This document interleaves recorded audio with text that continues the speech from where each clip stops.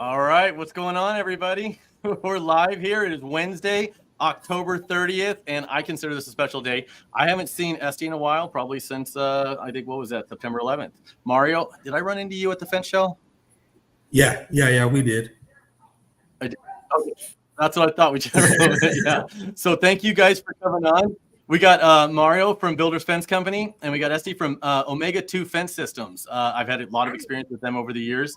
So without further ado, I want to bring you guys in. Esty, why don't you tell us a little bit about yourself and what got you into the fence industry and a little bit about your company. Awesome.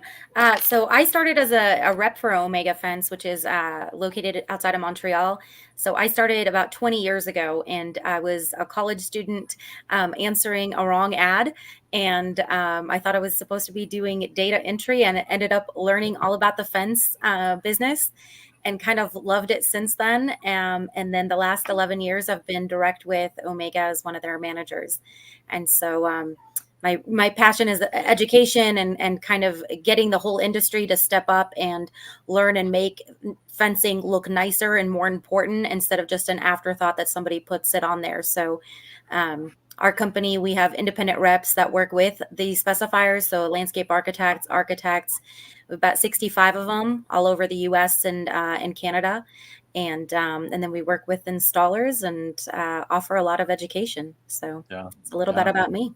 Yeah, well, I know we go back a little bit, and I'll get into that in a second, but appreciate you coming on. Thank you for taking the time. It's a little later for you too.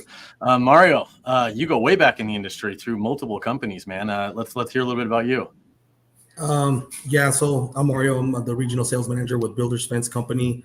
I've been in fence for a little over 9 years on the sales side of it, but I did get my start with Master Halco in the weaving department. So I do know chain link very well. Been working with it for a long time. So I've been with Builders Fence for the last 3 months. It's been a nice ride, nice change. Before that, I was with Merchants Metals for the previous 8.5, 9 years there. So I know distribution very well. Builders Fence, great company to work for, 65 years in the industry. So if you've been selling fence with anybody within that time, you probably bought from Builders Fence. Definitely looking to grow and get it going. Yeah, definitely. Builders Fence, if you're on the West Coast, probably not as much on the East Coast, but if you're on the West Coast, Builders Fence. I know I personally have been buying from them for probably a good 20 some years over at Las Vegas Fence and other companies throughout the years. So I'm honored to have you guys on. There's no doubt. You guys have been a big part of my life and helping me grow my company. And Esty, when I remember I was doing a project locally, and I needed these louver fencing. I saw some pictures. Did I ever show you the pictures of the fence that I actually built before I called you? I'm going to go. I probably have some samples of them here. And next time I see you, I'm going to bring them. So we tried building. You guys have these amazing louver panels that we can buy, and you can build fences out of them and stuff. And I had this huge, it was like 10-foot tall gate that was like 30 some feet long. And I bought all these pieces of metal. We made jigs. We were going to build these things, and we tried to build louver fences panels, and it was just a disaster. I mean, a complete disaster. It was wavy. It was like this. It was a hazard. It was just a hazard ready to fall apart. And it was just a ton of money and time. So we ended up I was in a rush. It was an emergency to finish a job. So I tracked your stuff down, and there wasn't a local guy here that had this stuff I can get a hold of. So I started calling your location up in Canada. Nobody was there. And I'm like, well, where are they? Finally, somebody in your office, maybe shouldn't have said it. He told me where you were, and you were at like Fence Tech in Indiana, I think, Indianapolis or something. Yep, right? That's right. And it was probably the first Fence Tech I've been to in like a decade or more, right? And I'm like, I get on an airplane and I fly down there. I think I placed an order. I helped you help me out. I'm like, I need this stuff. And I was so surprised. And it's kind of another reason why I wanted you on here. With a lot of times people don't realize that, okay, you're in Canada or you're somewhere else like that. It does come down to the companies having their logistics down and understanding what it's like to get product transported from there. It's one thing to have it all sitting in a yard. It's another thing to figure out how you're going to get it to those, to those actual fence companies and to those suppliers and everybody, efficiently, so that they're not left hanging and wondering where their stuff is. And I just remember like 5 days later, 4 days later, whatever it was, there was a truck driver sitting in front, and he drove straight through to bring the stuff down. And I mean, from Canada. So you guys, bow to you guys. That was crazy. There's times you can't get stuff in 4 or 5 days from California. So the stuff from the other side of Canada, that was a feat.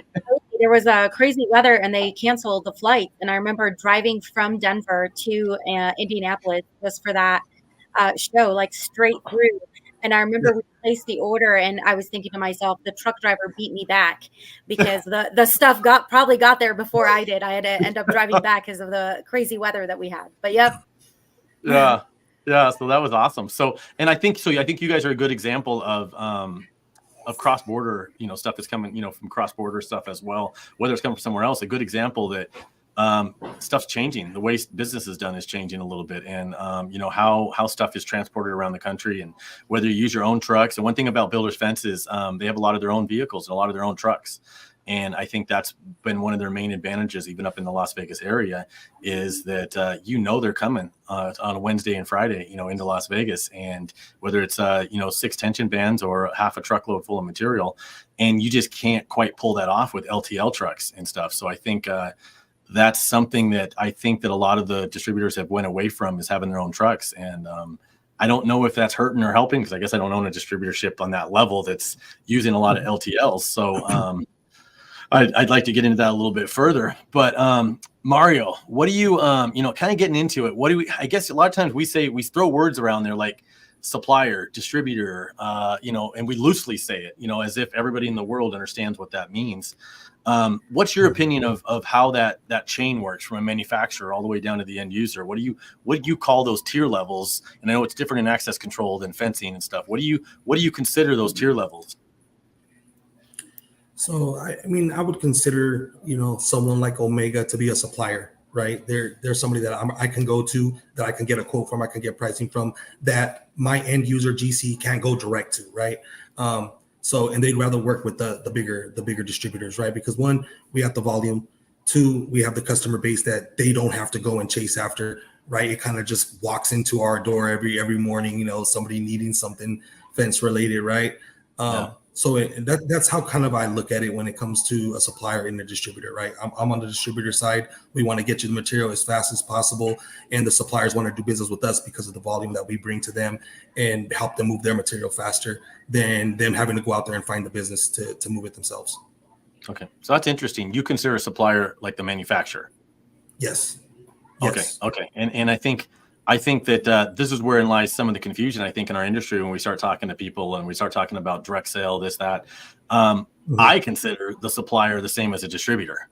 And you've got manufacturers, and you've got just two different terms. We call it a supplier on the fence side. We call it distributor on the access control and gate operator side. So that's interesting that you look at the supplier as being the manufacturer.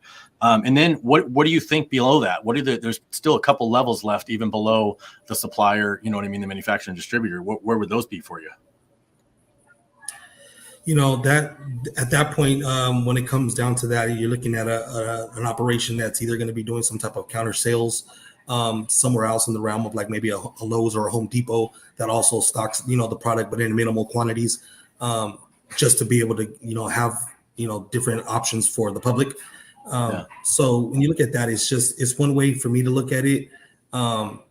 But at the end of the day, everybody has their own opinions when it comes to what they think a supplier or distributor is going to be. So you have some smaller guys that'll feel like they're distributors because they stock a couple pallets of chain link and, a couple bundles of pipe, and you can, any average Joe can just walk in there and buy it from them. But when it comes to that, I think it becomes a cash flow thing, the banking behind you, the job accounting, stuff like that, stuff that, some companies can't offer. Where a bigger distributor, somewhere like a Builder's Fence, can do for smaller companies. Yeah. So I consider those dealers or obviously fence companies, things like that, and then you've got the end users. So I guess my model is still the manufacturer, the dealer supplier, or the distributor supplier is the same, and then you've got the dealers and the fence companies, and then the end users. So it's interesting how just the first conversation where we're not 100% in agreement on it. Esty, what do you consider that chain? How do you consider that flow? And you're from Canada, so you guys don't even say zero, you say Z, so you might have a whole nother well, not me, I'm from Colorado, but No, so we, we consider suppliers and distributors kind of, on the next level from the manufacturers.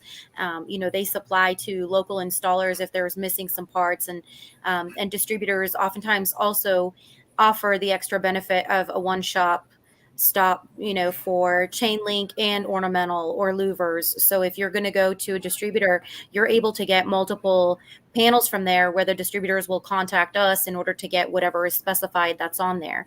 And so for us, it's kind of, we have the factory, we have our, independent reps that are out there getting the jobs, which trickle down to the installers.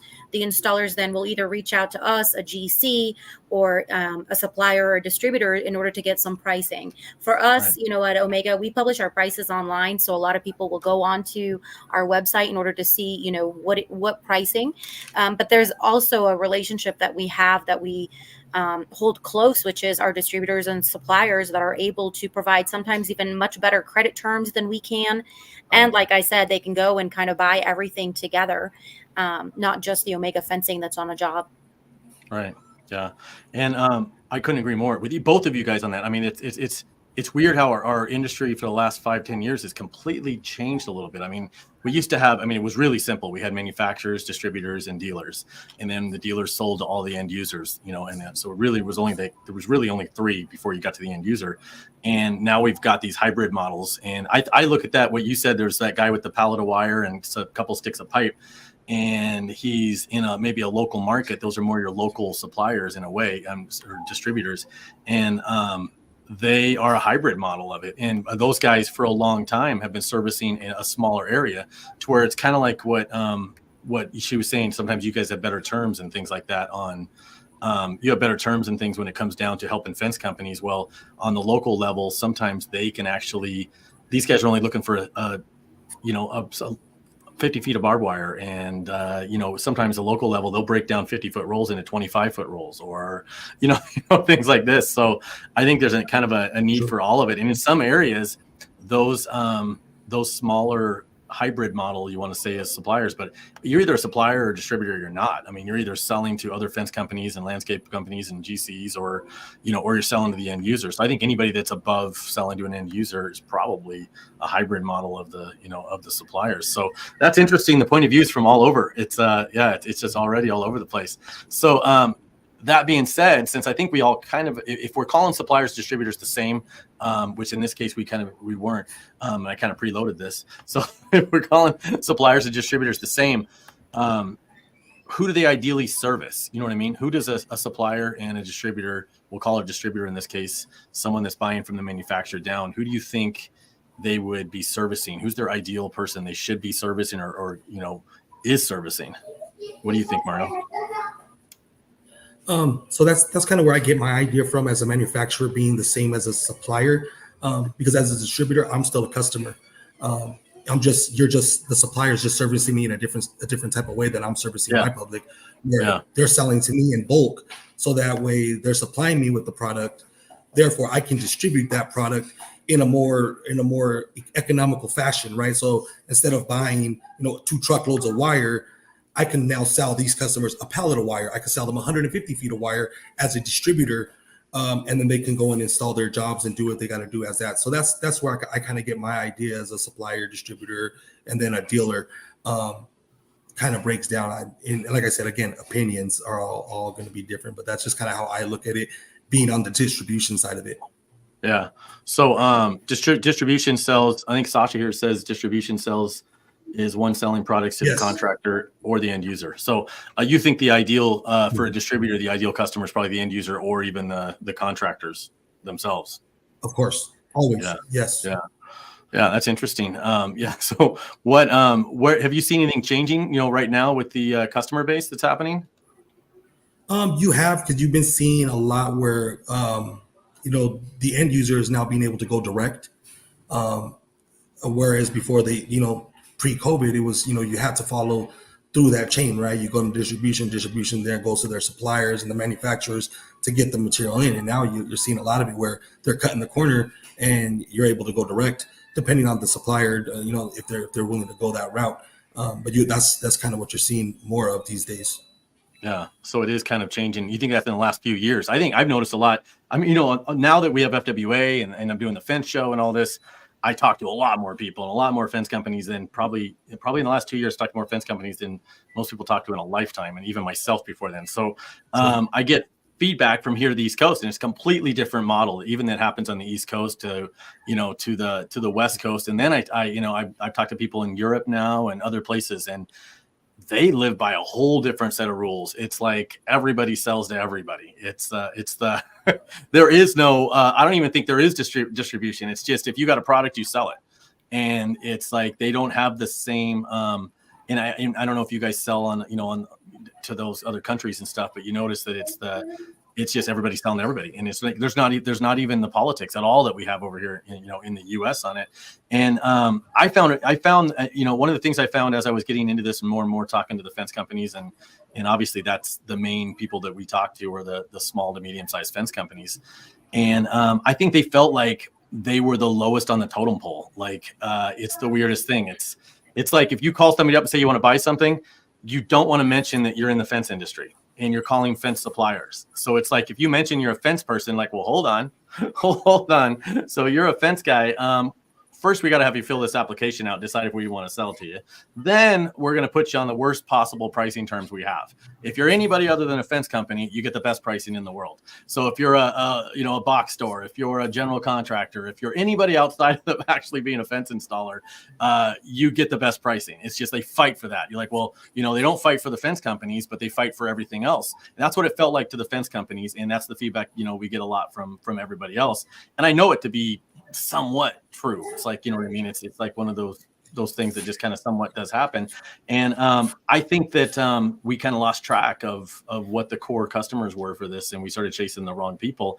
And then I think it may have opened up the door now for markets outside of our distribution levels and outside of even our country and stuff to come in and swoop in and say, hey, you know what? You ain't got to fill nothing out over here. You ain't got to, we don't care what license, if you have C15, C25, C13, we don't question a general contractor on what kind of license he has. But if you're in the fence industry, we want to know exactly what license you have.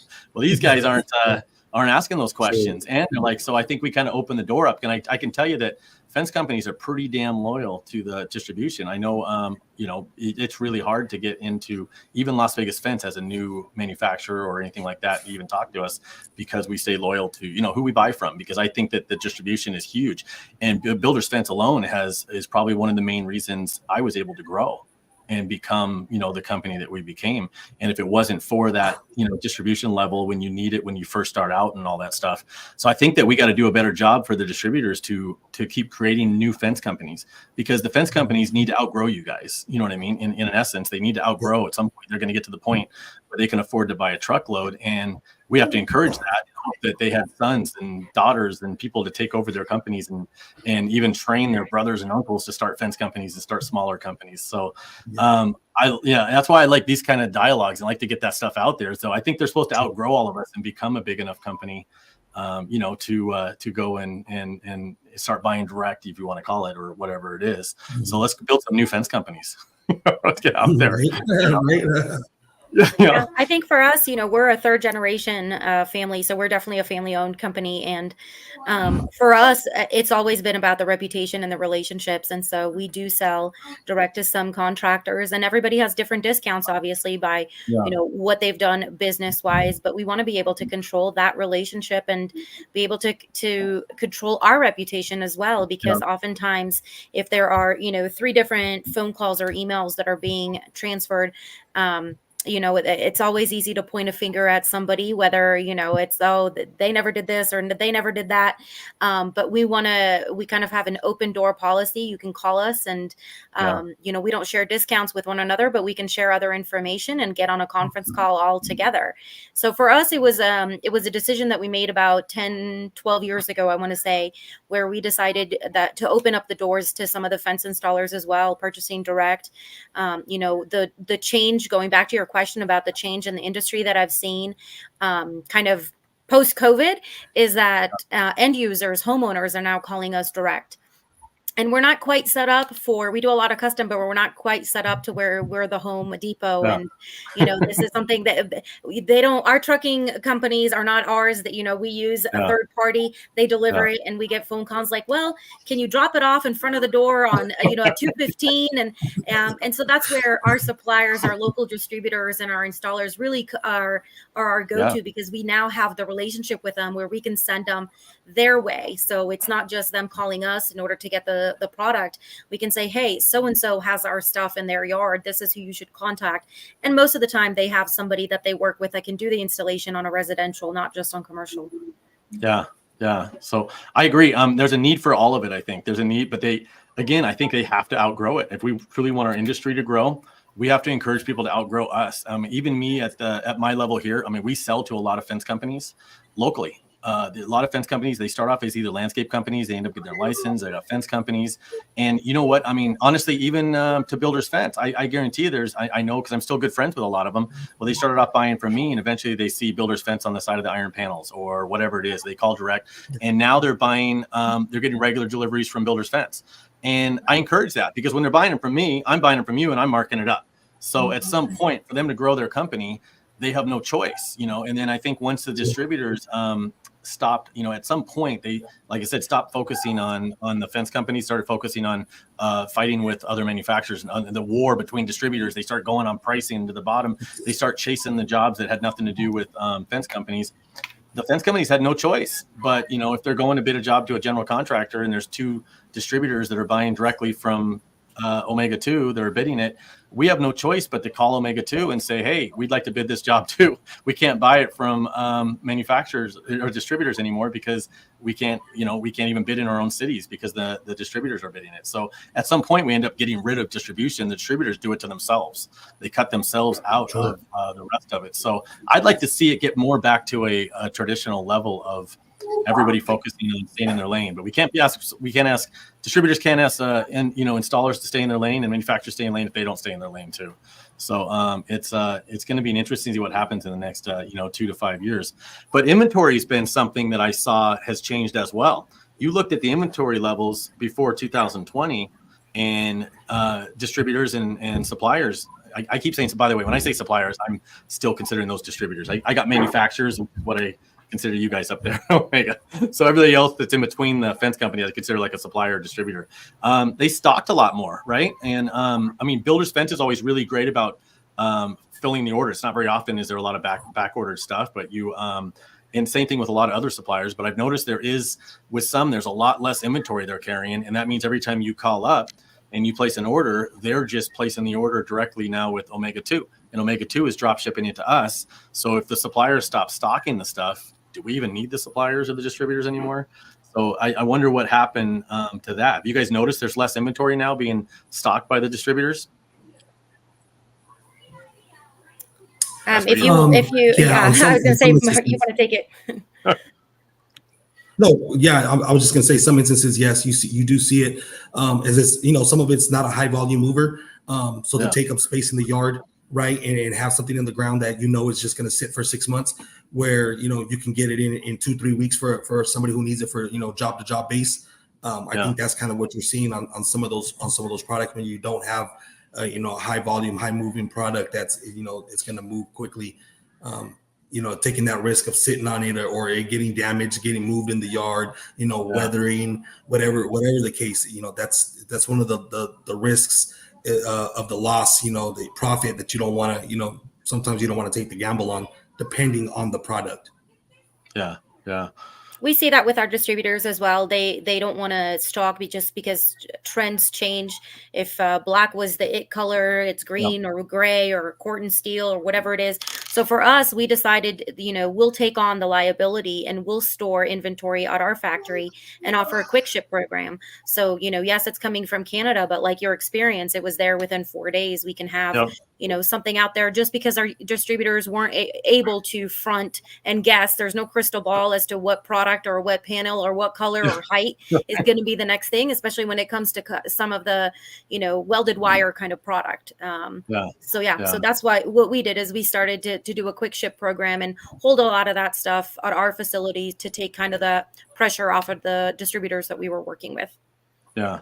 So have you noticed, I mean, as a manufacturer, and I've kind of been on all these different sides of it, and throughout the years, in a way, even just in distribution side, we've distributed a lot of access controls and fence, and we still ship a lot of material, even ourselves, out of Las Vegas. So, have you noticed that? And I, even at my level, if I have it in stock, I push it. So, if somebody called up looking for something, and I got something similar, I mean, I'm guilty of it. It's we all are. If even if they looked up Omega, I'm not saying I stock something like Omega 2, but say somebody goes and Googles Omega 2 and they land on one of my websites and I happen to have some pictures of Omega 2 on there, but I've got this other manufacturer, Omega 1, that's in stock, or whatever you want to call it. You know what I mean? I just made it up. But anyway, and I happen to have it in stock. Do you feel like, as a manufacturer, that if they don't have your product, sometimes they might flip it to something else if they were stocking something? So of course, yeah, of course, that's just common sense. I mean, we don't like it because oftentimes, if Omega 1 isn't, our rep spent 3 years working on the project with the architect, and it might look the same. So Omega 1 and Omega 2 might look to stick with the same name. So I don't mention anybody else, but it might look the same, but one might not have the same guardrail capacity testing as another. So, it could be that, yes, you push whatever is out there because this looks very similar to this other product. And our reps, they work on commission and they worked on it for 3 years. So we'd like for them to be able to get that sale. But of course, if you've got stuff that's sitting there in the yard, you're going to push that stuff. You're not going to push, you're not going to buy and bring in new inventory when you've got something there that's similar.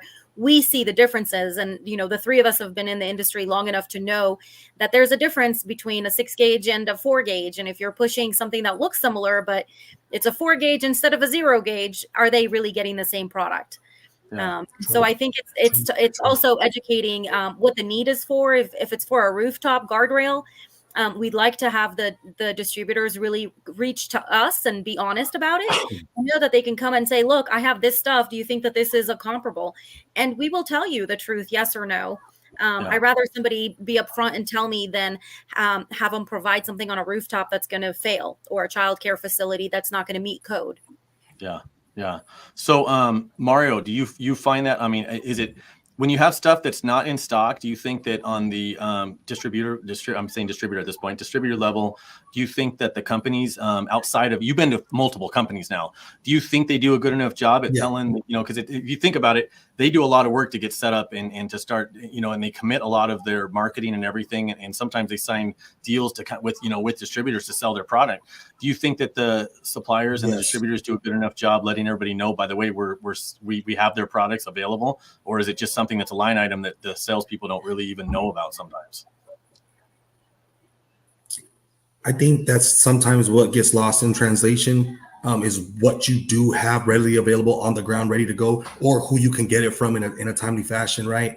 And I think that's why the manufacturers or the suppliers, they need more distributors, more distribution, so that way people can understand what the product is, be able to educate their customers on what the difference are. Because, like you said, SD, it's sometimes saving that money from a 4 gauge to a 0 gauge, it looks good, sounds good. But when you have a salesperson who understands the product and knows the specs and what can happen if the code is not met or the spec is not met, educating your customers on that end and being able to make sure that they're making the right decision when it comes to purchasing the product for the betterment of their company, I think that goes a long way as well. So when you have more distribution, more people out there selling your product, the more educated they are, the more they can educate the end users on how the product actually works, instead of trying to find a shortcut just to save a couple bucks.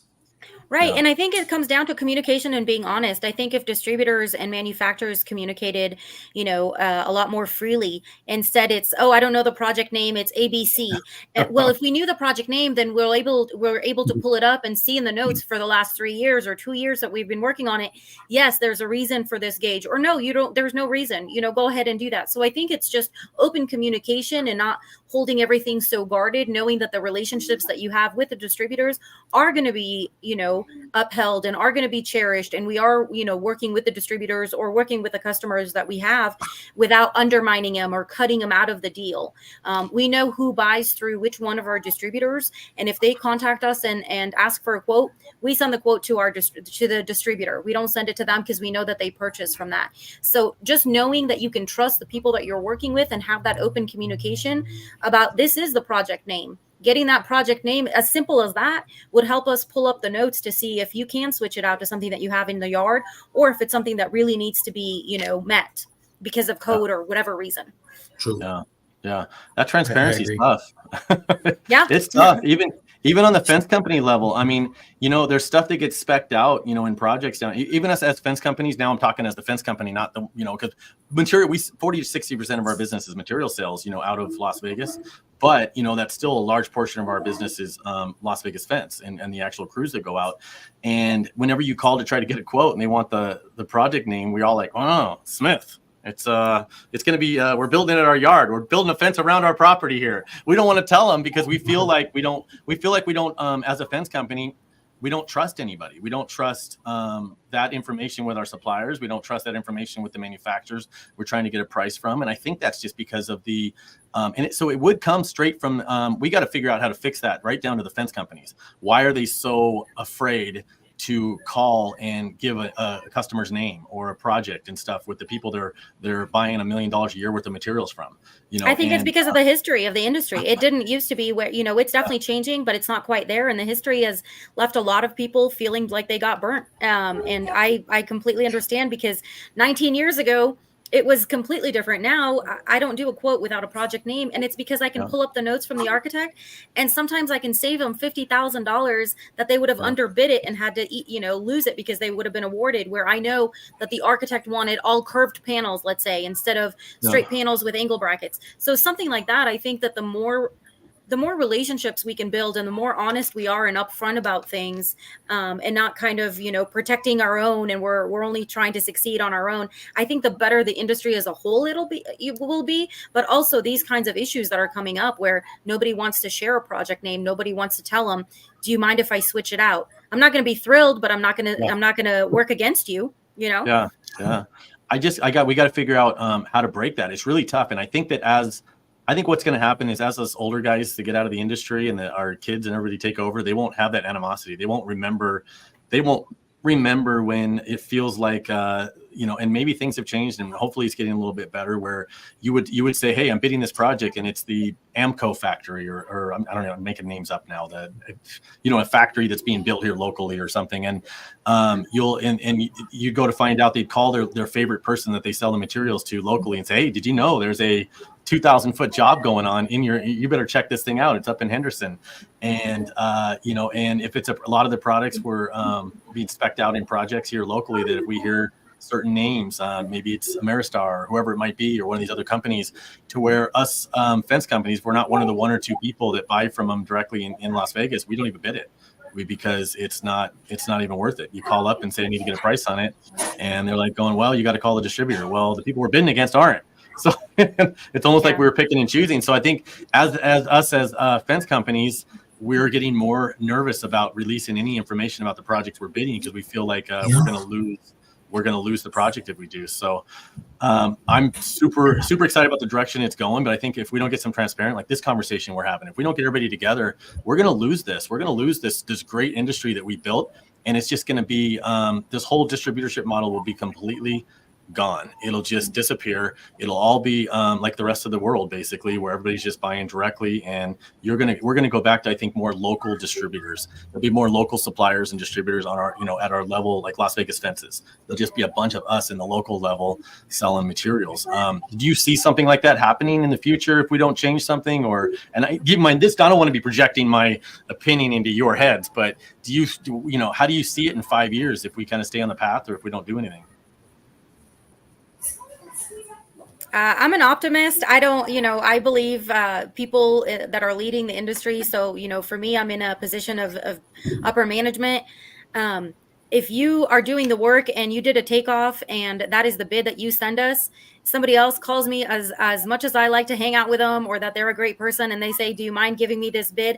I'm not going to use the hard work of somebody else and just pass it along. So for me, because I'm in a management position, I then tell everybody else as a company policy, the person who did the work, they're the ones who are going to get what they need. We can't just go and share the hard work that somebody else did, and pass it along to somebody else. So yes, I'm an optimistic person. Yeah. I do believe that it's going to change. I do see the change. I'm lucky enough to where I travel around the U.S. all the time. I'm in a different state. I was in Texas last week. I'm up in the mountains in Colorado this week. And so I'm starting to see that change already. So I'm very hopeful that yes, we are missing that human connection. We are missing, I think we kind of swung the other way. It's kind of like we were talking about earlier about the self-checkout lane. Eventually it's not working. People want that connection. People want that, local person to talk to.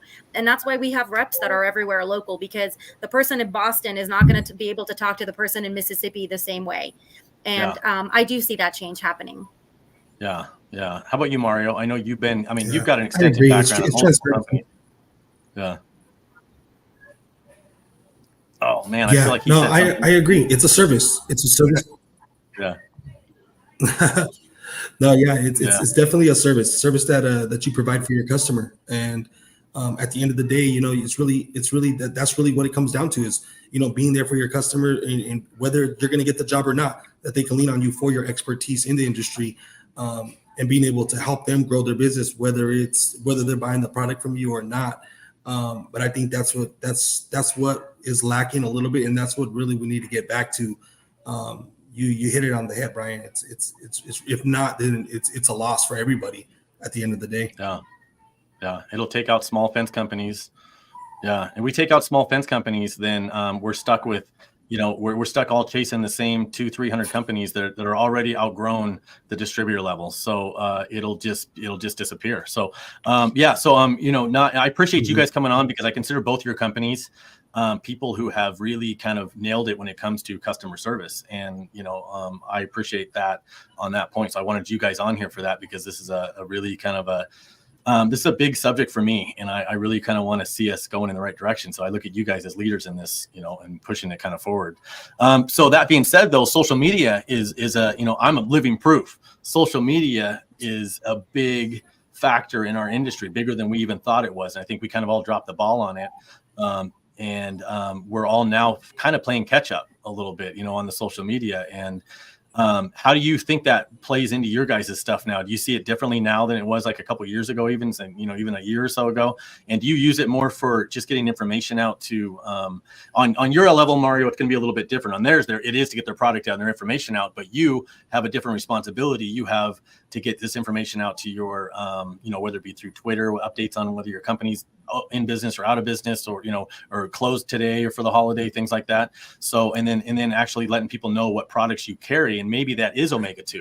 Maybe another way for you to, encourage Omega-2 into being, working with you even more closely on sending customers over to you, is if they can see an active reach from the distributor saying, hey, by the way, here's some, we're out in our yard doing videos showing your panels and your products, and doing, letting everybody know that you're selling their product. So you're not just, one of the people on their list of they can call. How do you, Mario, first I'll start with you. How do you think the social media has changed for the distributors in the last year or two? It's gotten the knowledge out there. It's gotten the product out there. So people want the next best thing, right? The next new product that's coming out, the new wave of fencing that's being installed in everybody's homes. And, it's given everybody that luxury to not have to go digging for it. You just, you open up your app and then you see somebody install something new at their house, some new fence. These distributor or these dealers are using this now to show how they do business, how quick they can get a fence up, what the project looks like from the beginning through the end. So now you really get to judge people based off of what you're seeing, instead of, just reading somebody's comment that they left, a review. Like, hey, you actually get to see what the work looks like without having to do, too much digging for it. So I think social media came a long way. And I think the fencing industry has been behind for a while, because we are feet on the ground, right? These guys are out there installing fence daily, so who has time to sit there and upload videos all day? But you take a little bit of time, and it'll definitely benefits for sure all the way around. Even if for us as a distributor, just to let our customer base know what we're doing and what we got going on. I mean, it's huge, because everybody wants to know what's going on. Yeah. do you guys see yourself doing more videos and more pictures and images of the actual manufacturers that you guys are repping? I mean, because it's a big responsibility. I mean, I look at it like when I'm selling somebody's product, I look at it as a huge responsibility that some manufacturers trusted me with the livelihoods of their company, their family, their, you know, the people that work there, everything it takes when you agree to sell somebody's project or product as a distributor. It's a big responsibility. Do you guys think that distributors right now are living up to that with actually marketing it through their social media platforms? Social media doesn't cost anything. So, you know, do you think that that's being done right now by most of the distributors? And you've worked for 3 of the pretty good sized distributors. Do you think they're doing that to promote, say, Omega 2, you know, as as one of your manufacturers? Not as much as we should be. We could definitely be taking more advantage of the social media side of it, because it's endless reach, right? But again, that's just having somebody dedicated to social media daily. That's something that you don't really think about when you're running a company, this size, and until you get into that realm and understand what social media can do for your company. I think that's where you got to really sit down and see the benefits behind having a presence in social media. Because if you're just posting once a week or once a month, you're never going to get the volume that you want. But if you're constantly up and you're constantly throwing in everybody's face and you're sharing videos and your reach is growing every week with the new stuff that you're posting and people want to follow you and you're making it interesting, I think that's where that all comes from. But you have to be really creative, especially in this industry. Yeah. Esty, I know on a different side of it, and I know hopefully I was asking some questions that are relevant to you guys as well, because I know you guys as a manufacturer, everybody wants to sell your stuff. Everybody's always eager to say, set me up as a distributor. Do you feel that when you set people up, do you have any kind of any kind of guidance? You're like, hey, you know what, if I set you up, are you guys going to be pushing our product? And do you ask them, how are you going to push our product and things like that? Or do you see social media being part of that? Yeah, so I mean, obviously, our social media has been going strong for several years just because we deal with the architect and landscape architect designer community. But we're definitely seeing the change in distributors starting to do that. And what we do is we know that a lot of times they don't have that full-time person that's able to do the videos. And so we work with them. We call them out when they send us photos of some of their projects. We'll tag them, and now they actually have a page that we can tag. And so we, we offer them. It used to be just, can you send us your logo so we can put it on our website? But you kind of get lost in the 30 other logos that are on there. And so we try to be a little bit better of a partner so that we get a little bit better of a return from that investment by helping with our marketing department in a hand with them. So whether it's helping them with their website to put some more information, embedding some of the videos that we have done into theirs or our installation videos, which we decided, for language barrier, we just don't use any language on there. It's just a video so that people can see how to install the product. So we kind of work hand in hand on it. I don't think that a lot of the distributors are quite to the level of where we would like them to start doing things on their own, just because they don't have a full-time marketing person that's there. And they do get caught up in the moving inventory out, but we work hand in hand with them. We'd like to see it all step up a little bit, but we'll work with what we have. Yeah. So I mean, hopefully with FWA, even this and all this stuff that we're doing, the fence show, I'd like to get more in touch with the distributors and the manufacturers even closer and say, how can we come up with a system that helps promote us all nationally on our level now? Because I think what they don't realize they have, that people, whether it's going to be the European markets, Asian markets, everybody trying to come into the US, what they don't have is that network that's already in place. But they will get it eventually, and it's not going to take very long to get it. Right now, they're being blocked, from the groups, and they're being blocked from all this because they haven't figured out how to market in the US yet. But right now, they could dominate it. All the distributors and everybody could dominate it if they just kind of got together a little bit. When I say got together, I don't want some antitrust thing to be going on about marketing or something, but you know what I mean? If they got together and as a community, the whole industry, and said, hey, we're going to start really marketing these manufacturers on a level that they deserve for the commitment they've made. Like you said, Esty, you guys made that commitment that you're going to take the risk and the liability and stock all this stuff that you have no idea that Mario is going to even try to sell. I mean, talk about a leap of faith, right?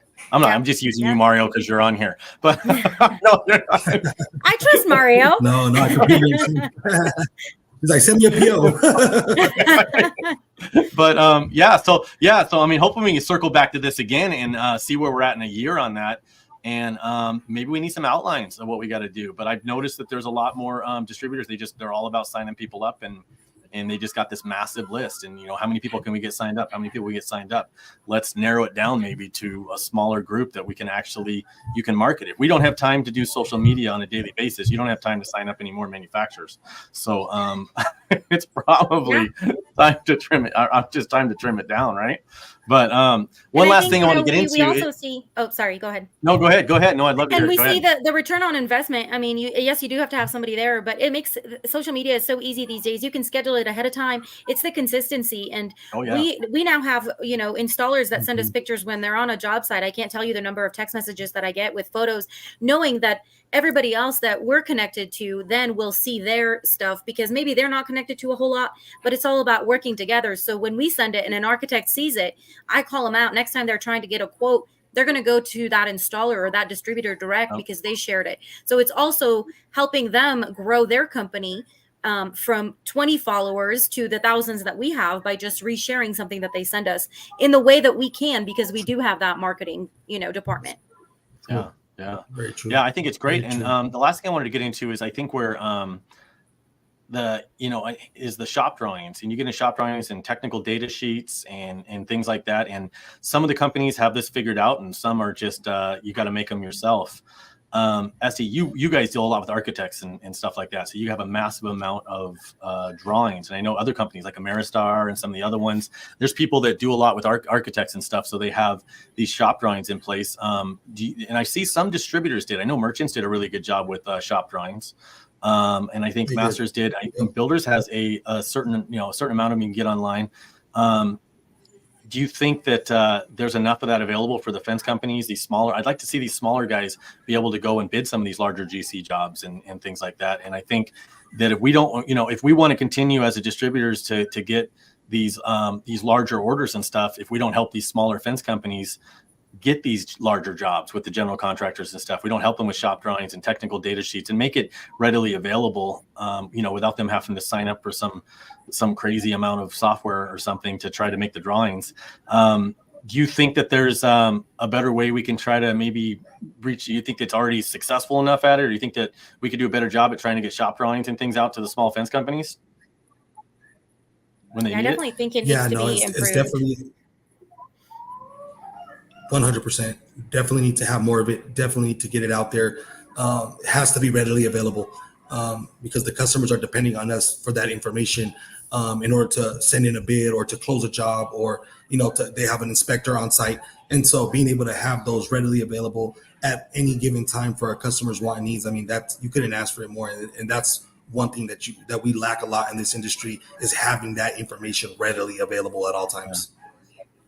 Yeah, we have it on our website for people to download. We send it out with a package of drawings with every quote. I think, full disclosure, oftentimes it seems like the distributors might not necessarily know enough about our product. They just kind of forward it on. So I think there's no shame in not knowing something. Having that conversation of, hey, can you get in here so that you can teach our sales department or our estimators the difference between this product and this product? And, they look the same to me on the drawings, but if you look real close, you'll see that the gauge is different, or things like that. So I also think that there's also a little bit of time, a little bit of education goes a long way, is just having us in there as the manufacturer to educate them, so that when we do send a packet of drawing, you're actually able to know. And when your customer calls you back not understanding something, you can then answer that question as well, because that's what's going to make the difference between some of the other companies, that are trying to come in and take the business from companies like ourselves that have been around since 92.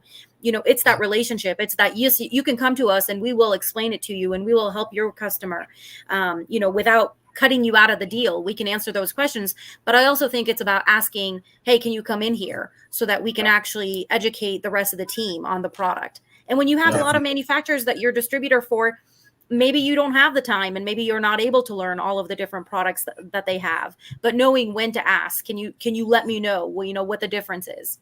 Yeah. I think that's the struggle of growth for, sometimes we get in such a hurry to try to be the biggest fence company or the biggest distributor or supplier, the biggest, and we start to lose what we started with, the core of service and knowledge of the products that you're selling. And then you hire, maybe Mario was the most experienced guy in Omega 2, and he's the one that went up to Canada and learned everything about it. And then he moved on and went to another company. Now there's really nobody that knows your product anymore. So, and maybe that's where that continued education probably in the products is almost as valuable of a thing as we're talking about licensing and regulations and all that. Well, we're not even at that point. We don't even have all of our professionals even understand the products yet. So great. I couldn't have been any happier having you guys on talking about this. You guys were great. I don't want to take up too much time. I know you guys are busy. It's later for USD. Mario, it's California, so they're probably about ready to close the bars in a minute, right? Really, everything shuts down early down there. But it's got this Yankee Dodger game going on right now. Oh, do you? You already got your gear on, right? You're ready to go. But thank you guys for coming on. Is there any last minute things either one of you want to say to the audience and everything before we go? No, I just want to say thanks, Brian, for having me on. It was a pleasure being on. I look forward to watching these podcasts. They're super cool, super informational. So no, man, you're doing a great job, buddy. And the show this year was a great turnout, man. I loved it. It was really good. So now keep doing what you're doing, brother. It's working for sure. I appreciate it. And while you're on that subject, I want to say thank you to Essie. She was the very super excited about next year. You were the very first person to not only select your booth, pay for your booth. There was nobody taking your spot. That was yours. You claimed it. You weren't able to do without it. I'm beeline to get registered. I got mine. You had me excited about 2025 before this show was even over. So yep. Thank you, and builders as well. You guys picked your booth, so I appreciate that. But the excitement and energy from Omega 2 was just amazing. So I want to thank you guys for that. Looking forward to next year. I'm sure I'll be talking to you guys before then. We got lots of stuff going on, a bunch of social events and things happening. So have a great evening, everybody. If you're watching this live, thank you for watching. If you're watching this pre-recorded, thanks for watching it pre-recorded. We will talk to everybody later. Have a great week. See you later. Thanks, y'all. Bye.